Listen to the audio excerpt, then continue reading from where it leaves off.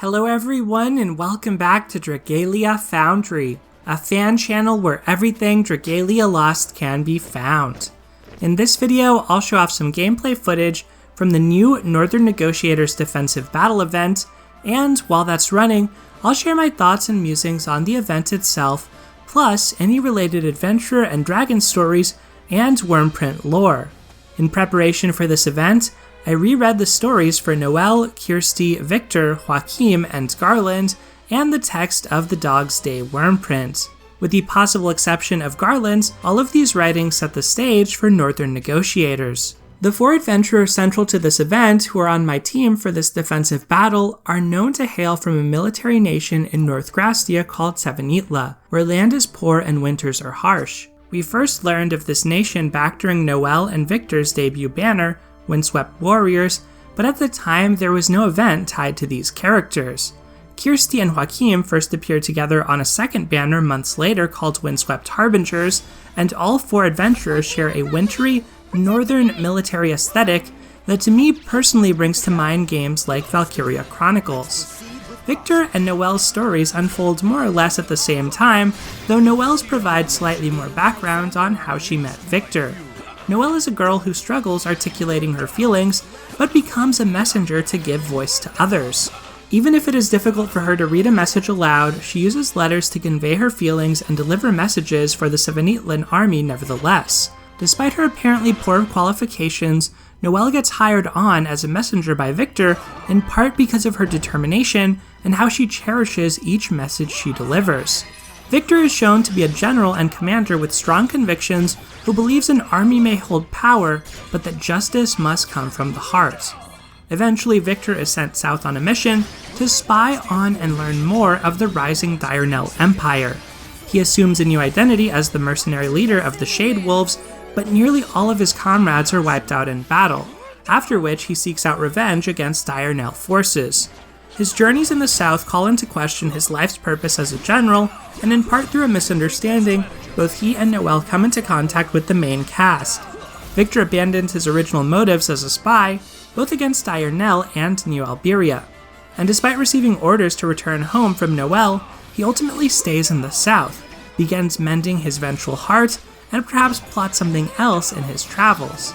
In the meantime, Noelle goes home but writes her thoughts down to share with Victor when next they meet, and has a standing invite to the Halidom since Victor told Yuden their paths would cross again one day. The story for Joachim sets the stage for the conflict between Svenitlan and its northern neighbor, Barth. The country of Barth is locked into a war with Svenitlan, and Joachim's story focuses on his cleverness as a military strategist and his relationship with Kirsty as her subordinate. Noelle also returns for this story, with her playing a critical role in Joachim's gambit. Outside of introducing the ongoing war with Barth, one of the more intriguing notes in this story regards Joachim's sister, who he lost some time ago.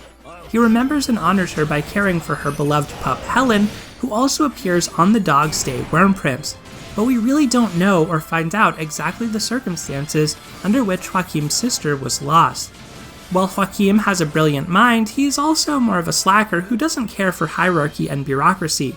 In contrast, his commander, Kirsty, is extremely diligent in her leadership role and in her respect for authority and the chain of command.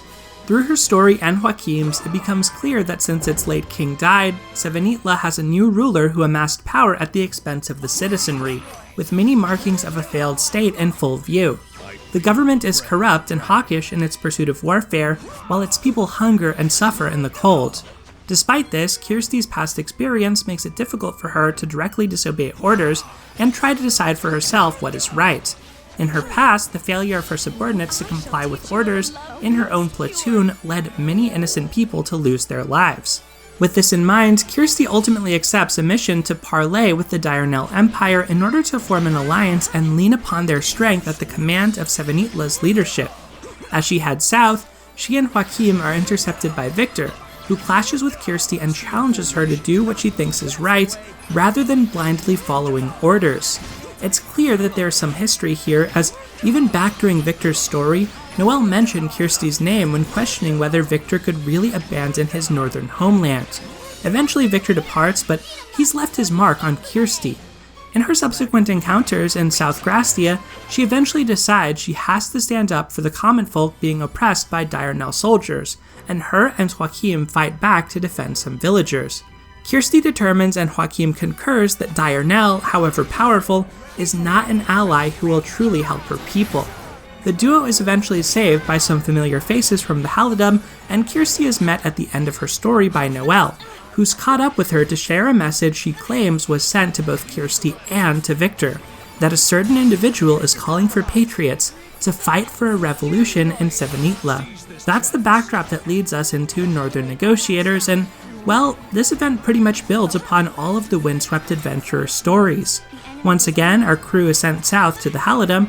This time, Noelle has 2 letters for Kirsty, both with the same request: secure a purchase of Manicasters from Shell in Chanzalia. One comes from Litvinov, who is revealed to be the person that previously contacted Victor and Kirsty about a revolution in Svenitlan, and the other comes from Svenitlan HQ. Kirsty assigns Joachim and Noelle as diplomats to negotiate the Manicaster deal with Shell, where they learn the country of Barth already attempted to purchase the weapons. Instead of waiting to make a deal, Barth, now allied with the Diurnell Empire, stages an attack to claim the weapons for themselves. This is essentially just the premise for the defensive battle, which features some more character development moments for Noelle, Joachim, and Kirsty.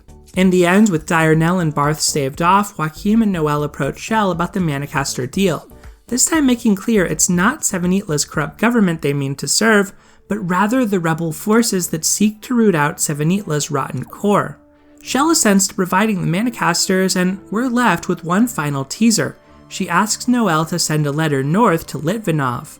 As the curtain closes, it seems like we'll have to wait a while longer before we know the role Litvinov will really play, and before we see Victor and Kirsty truly cross paths again in their homeland to the north. Another remaining mystery is what's presented in Garland's dragon story. In that story, we hear of a battalion of armed dragons called Pravda who interfered in wars in North Grastaea for hundreds of years, with the aim of ending war forever. Apparently, Garland was a member of Pravda who sought to help a small northern kingdom known as Norn. What role Pravda, or perhaps even Norn, will play in Svenitlan's revolution remains to be seen. As far as my final thoughts on Northern Negotiators, well, the new difficulty map with Colosseum-style bosses is cool, and I'm glad the notice board announced future defensive battle events after this one will have original maps. Otherwise, it's kind of more of the same from a gameplay standpoint. This event definitely plays with history to an extent as well, and it seems to be a way to inject the new Manicaster weapon type into the game more organically. Since the Diurnell Empire is mentioned, I think everything here happens prior to Chapter 14 of the main campaign. Sure, it's a shame we didn't have those Manicasters to help us out through Chapters 15 and 16, huh? Despite what feels like a minor retcon, I'm absolutely here for a Manicaster Joachim alt, and Noelle is just too adorable not to want to summon. But I suppose we'll know more on the next summon showcase very soon. I fully expect it to feature those 2 characters, and I think their stories will probably shed some additional light on what's next in the Svenitlan arc in Dragalia Lost. Maybe we'll even learn some more about Helen, Pravda, or Litvinov. In any case, that is going to do it for this video, everyone. There were some close calls in that defensive battle. The minor enemies really pack a punch. Let me know what you thought of this event and what you think of the Svenitlan storyline in the comments below. Otherwise, thank you as always for watching, take care, and I'll see you next time.